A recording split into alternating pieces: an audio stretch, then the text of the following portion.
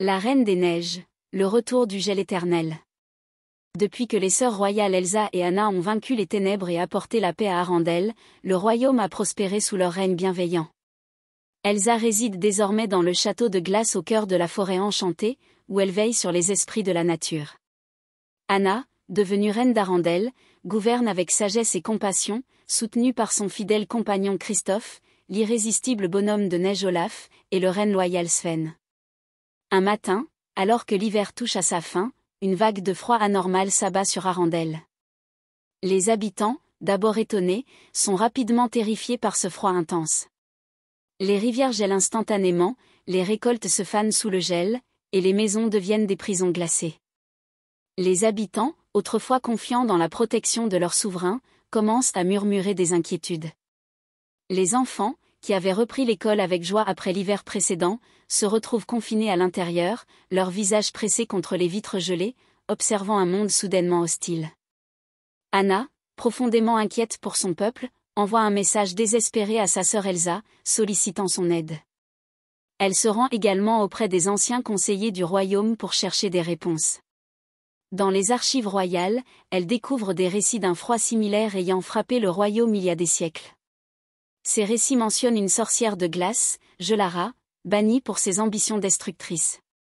Elsa ressent le désarroi de sa sœur à travers le vent glacial qui souffle sur la forêt enchantée. Sans hésiter, elle se prépare à revenir à Arendelle. Sur le chemin, elle ressent une énergie froide et malveillante, bien plus puissante que tout ce qu'elle a jamais connu. Arrivée au château, Elsa et Anna découvrent ensemble que la source de ce froid surnaturel provient des montagnes lointaines, là où réside une ancienne légende oubliée. Les archives royales mentionnent Gelara, une sorcière de glace bannie il y a des siècles pour ses ambitions destructrices. Animée par une soif de vengeance, Gelara a éveillé des forces glaciales pour plonger le monde dans un hiver éternel et réclamer le trône d'Arendelle. Déterminées à sauver leur royaume, Elsa et Anna, accompagnées de Christophe, Olaf et Sven, entreprennent un voyage périlleux vers le domaine de Gelara. Sur leur chemin, ils doivent surmonter des défis de glace et de neige, affronter des créatures enchantées par Gelara et résoudre des énigmes ancestrales laissées par les anciens gardiens de la montagne. Chaque étape de leur voyage met à l'épreuve leur courage et leur solidarité. Ils traversent des ponts de glace fragiles, affrontent des tempêtes de neige déchaînées et combattent des loups polaires ensorcelés. À chaque obstacle, l'amour et la camaraderie entre les membres du groupe se renforcent, leur donnant la force de continuer. Enfin, ils atteignent le cœur des montagnes glacées, un château imposant taillé dans la glace pure. Elsa et ses amis entrent prudemment, sachant que Gelara les attend. La confrontation est inévitable. Elsa et Gelara s'affrontent dans un duel épique de magie, leur pouvoir de glace se heurtant dans des éclats scintillants et dangereux. Le château tremble sous l'intensité de leur combat. Pendant ce temps, Anna, guidée par une intuition profonde, découvre une ancienne légende inscrite dans les murs du château. La légende révèle que pour vaincre la sorcière de glace, il ne suffit pas de la combattre par la force. Il faut éveiller un pouvoir caché en chacun d'eux, celui de la chaleur humaine et de l'amour. Anna, armée de cette nouvelle connaissance, réunit les habitants d'Arendelle et les esprits de la nature. Elle leur explique que leur force réside dans leur unité et leur amour. Ensemble, ils chantent une ancienne mélodie, une chanson de paix et de chaleur qui résonne à travers les montagnes glacées. Le pouvoir combiné de leur voix et de leur cœur commence à affaiblir Gelara. Elsa, sentant la chaleur de l'amour de sa sœur et de leur peuple, puise dans une force intérieure qu'elle ignorait posséder.